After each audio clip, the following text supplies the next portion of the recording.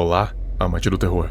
Humanos, apesar de sermos inteligentes com consciência, ainda assim continuamos sendo animais, e como animais, temos o que chamamos de instinto. Os nossos instintos nos acompanham há milhões de anos, desde os nossos antepassados, que tiveram que os desenvolver para que pudessem sobreviver. E eles nos acompanham até os dias de hoje, apesar de grande parte deles não ser mais tão necessário. Um desses instintos de sobrevivência foi a capacidade e quase necessidade de reconhecer outros da nossa espécie. Se algo tentasse se parecer com um humano, nós automaticamente criamos repulsa daquilo, pois aquilo, de certa forma, poderá representar uma ameaça iminente. Então nosso cérebro automaticamente já criava uma certa antipatia por aquela coisa. Só que assim como os outros instintos de sobrevivência, essa resposta negativa a coisas que se parecem com humanos ainda nos acompanha, mesmo depois de milhões de anos.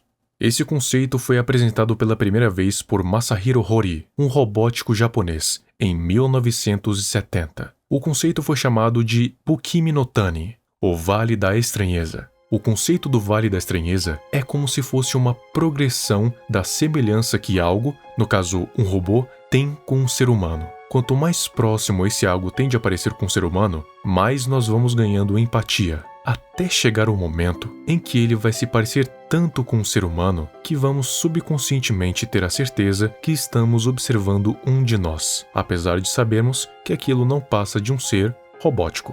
Só que existe um grande desvio nessa progressão, uma condição que acontece nela que desperta esse instinto de nós termos a capacidade de reconhecermos a nossa própria espécie, lá no nosso subconsciente.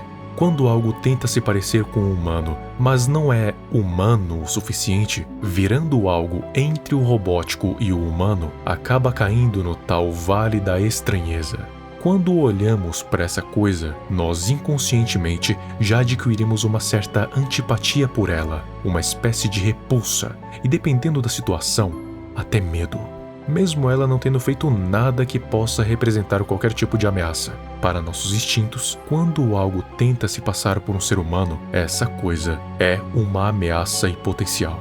Um belo exemplo é o robô Jules. Ele é um robô criado em 2006 pela Hanson Robotics. Ele é um robô conversacional, controlado por uma inteligência artificial que controla suas ações baseada em estímulos. Ele é feito basicamente para conversar, mas de alguma forma, quando você olha para ele, para a movimentação, expressões faciais e principalmente os fios expostos atrás da cabeça, você sente um desconforto, mesmo que leve.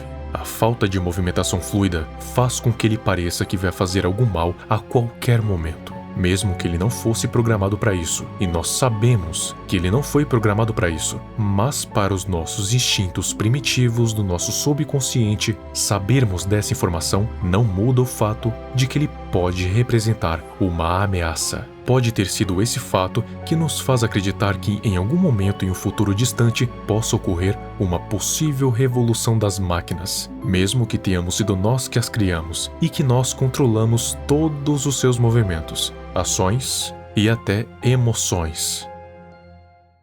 Mas por que o nome é Vale da Estranheza? Não tem realmente nenhum vale real envolvido. O nome vale é metafórico e se refere a um ponto de curva que acontece em um gráfico exponencial.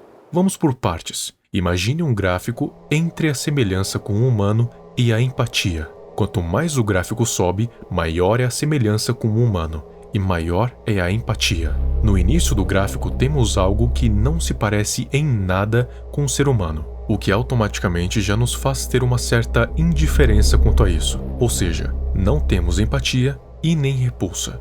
Quando o gráfico sobe, nós temos aquilo que se parece mais com o ser humano, como aqueles robôs dos testes de Boston, que têm uma aparência mais humanoide, ou até mais animalesca, o que nos faz ter até uma empatia com eles, principalmente quando eles fazem aqueles testes de equilíbrio, onde eles chutam os robôs para ver se eles conseguem se manter de pé, ou quando eles comandam o robô para pegar uma caixa e logo em seguida derrubam essa caixa. O que está acontecendo é só um teste para ver a eficácia dos robôs em fazer uma determinada tarefa, mas inconscientemente nós estamos sentindo até pena dos robôs, apesar de eles só serem máquinas programadas.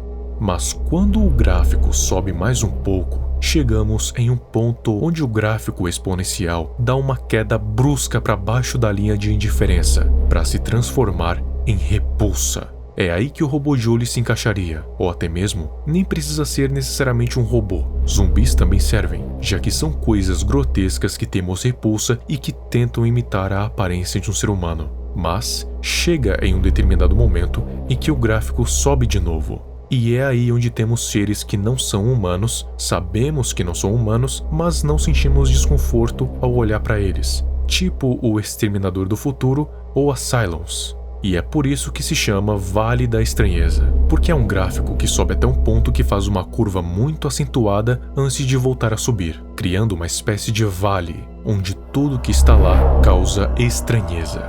Inclusive, esse conceito poderia até mesmo ser explorado no terror. No vídeo passado mesmo tem um ótimo exemplo, que são os mímicos. Os mímicos são seres humanoides que tentam imitar a aparência humana, mas no geral não tem nada parecido com humanos, e talvez seja por isso que cause uma repulsa tão grande em quem os observa. Só que mesmo assim, ainda podem se disfarçar perfeitamente como seres humanos. Basta que não se revelem muito e se cubram com várias camadas de roupas que escondam a sua estrutura corporal e a sua face.